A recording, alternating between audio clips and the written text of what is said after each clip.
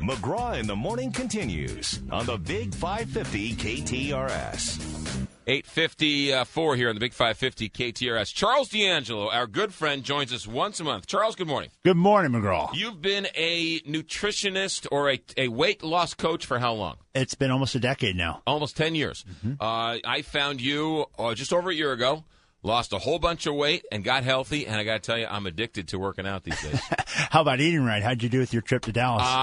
Well, let's put it this way: I'm really looking forward to going to the gym today. Have you stepped on the scale? No, but it's actually it's an important point. Is that first of all, the holiday season is really very difficult for a lot of people in terms of weight loss and maintaining. Staying focused. December, a lot of people put their goals off until January 1st. Right. They get so caught up in shopping and festive holiday parties, and they forget to schedule the day. They forget to keep with the routine that worked really well with them. It really is, and it really shows you that it really and it's important. And I think a lot of people are like, I'll just have another piece of pie and I'll start tomorrow. I'll start in January. I'll do that. You said something to me that is really quite fascinating. You said that weight loss is 75 to 80% eating right. That's right. And 25 to 20% exercise. Well, think about it. When you go to the gym, I bet you can look around and see people day after day, month after month, year after year that are just kicking themselves, on the treadmill, they're on the stairmill, they're lifting weights, they're jogging, they're doing classes, and they look the same year after year. Right. You had said to me that you had tried, running before. I would run 5 miles and go home and order a pizza.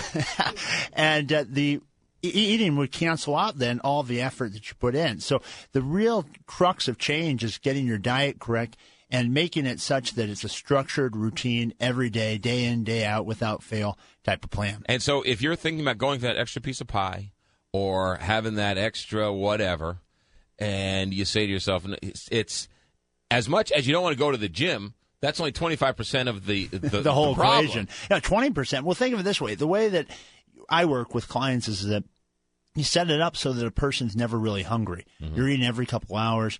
You're never letting yourself become vulnerable or giving yourself the opportunity to cheat because you have to eat every 2 to 3 hours. Right. When you forget to have breakfast, though, because you are out the door for Black Friday or whatever, and then you're at, the Galleria and you smell Auntie Anne's pretzels, right, and you're starving, there's a higher propensity to go and have that pretzel than if you would have had your day scheduled and eaten the right food. I also think it's fascinating that when I first learned this, too, and that is you're chasing carbohydrate sugar highs. Yeah, the data shows that when you eat carbs, it gives your body a greater need to keep your sugar up, so you want more and more and more. Whereas if you can make sure all the carbs you eat are not simple sugars, but rather complex carbs, things like oatmeal or whole grains, things that are going to take longer to digest in your system, your blood sugar is going to be more stable. And if you buffer that with protein and healthy fats, it's going to be a lot easier to make sure that you're not just giving in to those simple sugars that you're looking for. So that 2:30 I'm hungry feeling, you don't get it.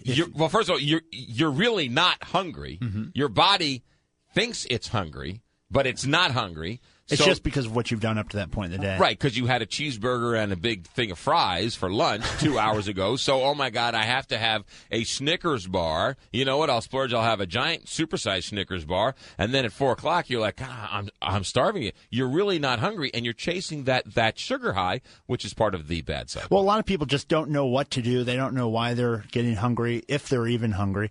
And since they don't really know what they're doing, their discipline can't chase it. They want it. Right. They have the desire. Like right now, I can't tell you the number of people that call that want to lose weight.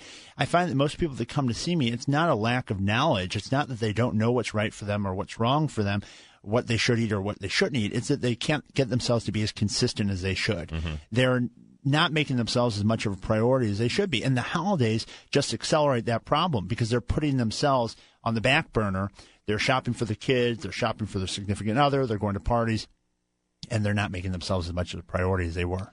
Team Charles, have you counted up how much weight you've helped people lose? I have no idea. But I have had, to date, 42 people now have lost over 100 pounds each. 42. 42 people have lost over 100 pounds. Yeah, there's I think 36, 34 or 36, somewhere between there, that their pictures are up. Some people come to see me and it has to stay confidential. A lot of people don't like their pictures to be on my wall or anything like that. It's embarrassing.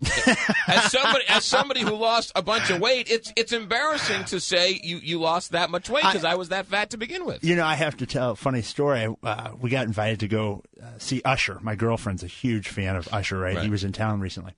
So my big thing is I always like spreading my message. And we had VIP passes. We got to go back and meet him. And so I'm back in the line with a couple people, and I have my fat picture, and I always make sure I tell everybody about it. My girlfriend looks to me and says, "Are you going to show that off all night?"